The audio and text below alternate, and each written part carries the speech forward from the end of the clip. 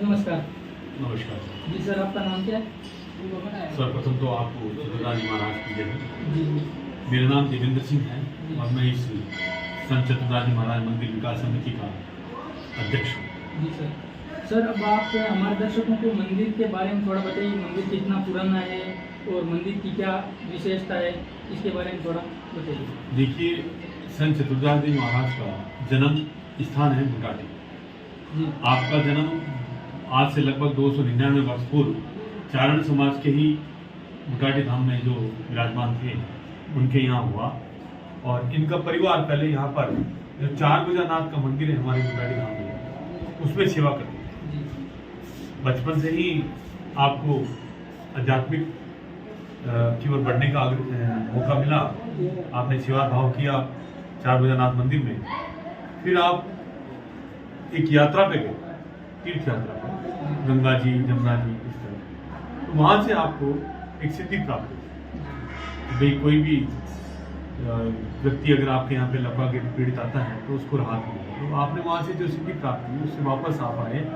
आने के बाद में जिस मंदिर में आप पूजा पाठ करते थे महाराज जी, उस मंदिर के जो सेवादार अन्य थे उनको वो सारे काम संभला कर और अपनी जो निजी संपत्ति थी उनके पिता की, उनके परिवारजनों की 700 बीघा जमीन, क्योंकि वो अपने पिता के एक पुत्र थे, उन्होंने सारी 700 बीघा जमीन चार भुजानाथ मंदिर के नाम दर्ज करवा कर और गांव के बाहर जहाँ ये बड़ा एक भव्य मंदिर देख रहे हैं, ये उस टाइम में कांकड़ हुआ करता था। उस कांकड़ में एक खेजड़ी के नीचे आके तपस्या करी और तपस्या में लीन रहे और यहाँ पर उन्होंने जीवन समाधि ली। जीवी समाधि लेने के पश्चात यहाँ पर एक उनका चबूतरा बना दिया गया। वहाँ फिर धीरे धीरे लोग आके अपने श्रद्धा समूह अर्पित करते रहे और जिनको भी गांव में किसी को अगर हो गया लगभग करके तो वो अपनी यहाँ पे मनोकामना लेके आता था और वो धीरे धीरे ठीक भी होता था। क्योंकि आज से एक आप मान के चलिए 200 वर्ष पूर्व कोई इस तरीके का संसाधन नहीं था जिससे लोगों को पता लगे, किसी को सूचना आदान प्रदान हो। तो जो गांव के लोग थे या गांव के आसपास के लोग थे उनको ही इस बारे में पता था और फिर जैसे जैसे रिश्तेदारियों में पता लगा तो उस प्रकार से एक जिले तक ये सीमित था।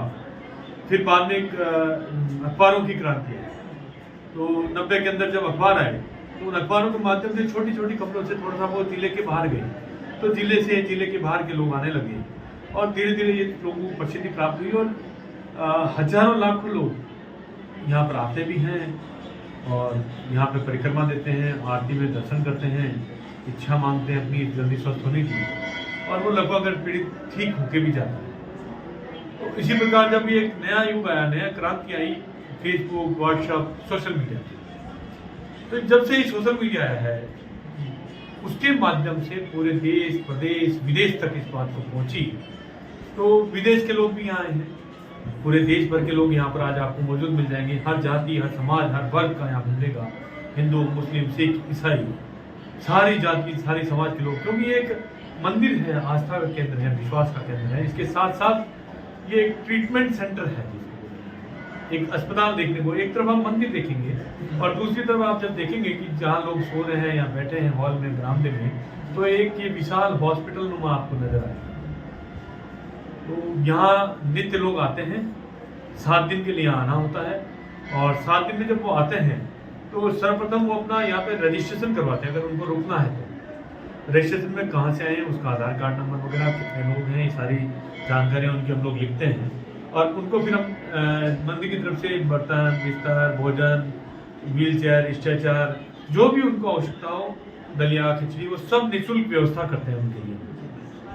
ये सारी व्यवस्थाएं निःशुल्क चलती हैं। मंदिर परिसर में आने के बाद में उनको किसी प्रकार का किसी को पैसा नहीं देना है। कोई जादू, टोना, टोटका, भभूति या आप ये मान लीजिए कोई झाड़ा फूक नहीं है। आपको मंदिर में जाना है, मंदिर में जो चतुर्दाजी महाराज की तपोभूमि है जहाँ वो उन्होंने समाधि ली, उसमें चरण पादुकाएं हैं, उन चरण पादुकाओं के दर्शन करने हैं, भोग लगानी है, मन्नत मांगनी है। पीछे जो धुना है उस धुने में जाकर आपको नारियल गोटा जो आप लाए हैं साथ में, उसको बधार कर अर्थात फोड़ कर चढ़ाना होता है, उससे भभूति लेनी है और वहीं पे आपको मन्नत मांगनी है कि मेरे जो लकवा अगर पीड़ित है या जो स्वयं है वो जल्दी ठीक हो।